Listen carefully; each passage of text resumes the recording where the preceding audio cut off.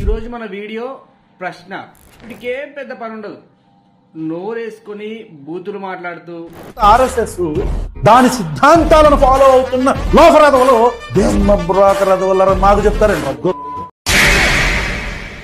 పవన్ కళ్యాణ్ గారిని, హిందువుల్ని, మోడీని, ఆర్ఎస్ఎస్ ని, చంద్రబాబు నాయుడు గారిని తిట్టడమే వీడి పని. వీడు ఎంత దుర్మార్గుడు అంటే rise and fall of Uday Kiran వాళ్ళ పర్సనల్ విషయాలు తీసుకొచ్చి ఎంజాయ్ చేస్తూ ఉంటాడు. అలాంటి సైకో వీడు. అయితే వీడు టీటీడీ ఎస్సీ ఎస్టీ కాలనీలో టీటీడీ గుళ్ళు కడతా అని చెప్పింది. దానికి వీడు ఏం మాట్లాడుతున్నాడు వినండి. దళిత వాడల్లో కట్టే గుడిలో దళితులకి ప్రీస్టులుగా ట్రైనింగ్ ఇస్తున్నామంటే ఉద్ధరిస్తున్నట్టు కాదు. Understand the difference. వీడు ఏమంటున్నాడంటే అక్కడ గుళ్ళు కట్టకూడదు అనమాట. ఏం కట్టాలి? చర్చిలు కట్టాలి. గుళ్ళు కడితే ఏమవుతుంది? హిందువులందరూ టెంపుల్స్కి వస్తారు, కన్వర్షన్కి ప్రాబ్లం అవుతుంది. వీళ్ళకి మళ్ళీ దశమ భాగాలు వస్తాయి కదా, అక్కడ ఇబ్బంది అవుతుంది. సో అక్కడ గుళ్ళు కట్టద్దు. నెక్స్ట్ ఏంటి, ఆల్రెడీ ఉన్న క్రిస్టియన్స్ మళ్ళీ ఎక్కడ రీకన్వర్ట్ అయ్యి మళ్ళీ హిందువులుగా అవుతారేమో అని సారిపోయాం. లేకపోతే వీడియోలు కూడా ఎవరు చూస్తారు? వాళ్ళే కదా చూసేది. సో అక్కడ కట్టకూడదు.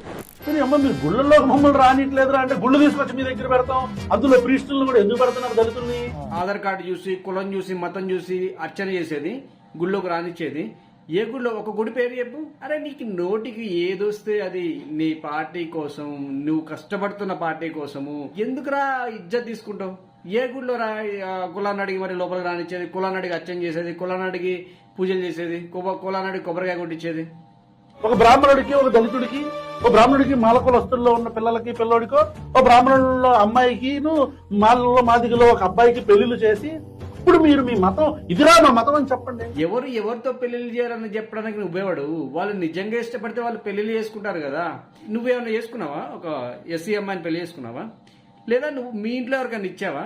నువ్వు చెయ్యిరా భయ్. నువ్వు చేసిన తర్వాత పక్కనోడికి నీతులు చెప్పు. నువ్వు చేసినావా? ఊరందరికీ నీతులు చెప్తావు, నువ్వు తప్పులు చేస్తావు. అద్దంలోని మొహం చూసుకోరా, ఒకసారి అద్దంలోని మొహం చూసుకోరా దొంగనా కొడక. వాళ్ళని ఎవడో దగ్గరికి తీసుకున్నప్పుడు, నీళ్లు తాగనీనప్పుడు, రోడ్ల మీద నడవనీనప్పుడు, నడిచినా సరే చొక్కా ఎప్పదీయాలి, చెప్పులు తీయాలని చెప్పినప్పుడు వివక్ష జరిగింది కాబట్టే రిజర్వేషన్లు ఇచ్చి వాళ్ళని పైకి తీసుకురావాలని చెప్పేసి అందరూ తనలాడేది. అలానే వాళ్ళకి ఏమైనా పథకాలు చేసినా, ఏం చేసినా ఎవరు ఎందుకు మాట్లాడారంటే ఆ వివక్ష వాళ్ళు అనుభవించారు కాబట్టి, అది అందరికి తెలుసు కాబట్టి.